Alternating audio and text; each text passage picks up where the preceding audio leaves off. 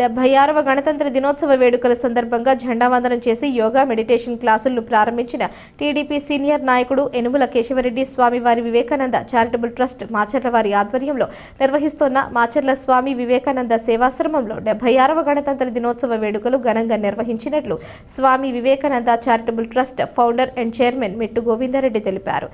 ఈ కార్యక్రమానికి ముఖ్య అతిథిగా టీడీపీ సీనియర్ నాయకులు అయినటువంటి యనుమల కేశవరెడ్డి హాజరయ్యారు. యనుమల కేశవరెడ్డి మహాత్మా గాంధీ, డాక్టర్ బిఆర్ అంబేద్కర్ విగ్రహాలకు పూలదండలు వేసి నివాళులర్పించారు. యనుమల కేశవరెడ్డి మాట్లాడుతూ ఎంతో మంది మహానుభావులు తమ ప్రాణాలను తృణప్రాయంగా భావించి మన దేశానికి స్వాతంత్ర్యం తెచ్చిపెట్టారని, ఆ తర్వాత ఆ మహానుభావుడు అయినటువంటి బిఆర్ అంబేద్కర్ రచించినటువంటి రాజ్యాంగం 1950 జనవరి 26 నుంచి అమల్లోకి వచ్చిందని ఈ సందర్భంగా ఆయన తెలియజేశారు. యోగా మెడిటేషన్ క్లాసులను ప్రారంభించారు. ఈ కార్యక్రమంలో రిటైర్డ్ హెడ్ మాస్టర్ ముత్యాల పాపిరెడ్డి, అందుగుల చంద్రయ్య గారు, సంగీత ఉపాధ్యాయులు షేక్ చినలాలు సాహెబ్, కృష్ణవేణి, పరిటాల ధనలక్ష్మి, యోగా నేర్చుకోవడానికి వచ్చినటువంటి స్త్రీ పురుషులు విద్యార్థులు పాల్గొన్నారు.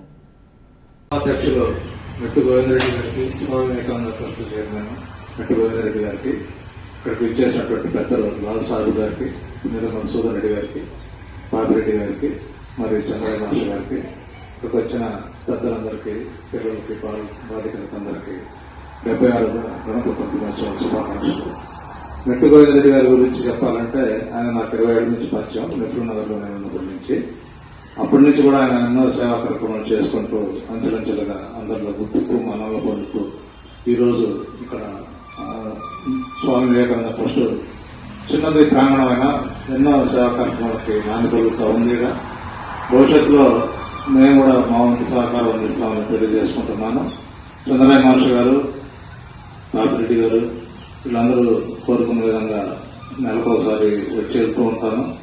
వచ్చి ఇక్కడ ఉన్న పరిస్థితులను తెలుసుకొని మా వంతు అందరినీ మోటివేట్ చేసి ఇక్కడ సేవా కార్యక్రమాలు అన్ని కార్యక్రమాలకి మా వంతుగా చేయూతనిస్తామని తెలియజేస్తూ ఇక్కడ యోగా డే ఈరోజు జరుపుకోవడం యోగా అండ్ మెడిటేషన్ క్లాసులు నిర్వహించుకుంటూ కొరకు నన్ను ఆహ్వానించారు ప్రారంభించడం కొరకు.